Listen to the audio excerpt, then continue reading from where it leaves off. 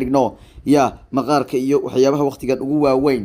ayaanu cimaamadaynaayo oo aan qac ka siinayna arimaha ugu weyn waxa kamid ah kooxda kubadda cagta Chelsea oo ugu dambeyntii qarka u saaran la wareegida ciyaartooyga Raheem Sterling waxa weeyaan Chelsea ayaa ma taqaana runtii si joogto ah ciyaartooyga u xiriireysay muddooyinkii ugu dambeeyay imikuna iyaga iyo Man City ba isu tallaabo qaaday waxaana la sheegayaa in ninka la yiraahdo Boli waa madaxweynaha kooxda Chelsea cusub ayaa wuxuu 50 milyan dalab u diray kooxda City uu kaga qaadanayo ciyaartooyga lagu magacaabo Raheem Sterling marka Chelsea warkeedu waa cad yahay la wareegida Raheem Sterling aad iyo aad ugu muhiimsan yahay waa top targetkooda waa ninka ugu muhiimsan ee si kala wareegayaan waxaana hadda warkii ugu dambeeyay iminku saakay leeyihiin waxaa jira dareen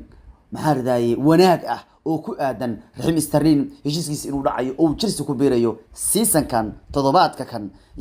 waxaana la sheegay Chelsea in dalab kale ay dirtay Man City waxay diyaar u tahay in ciyaartooyga ay fasaxaan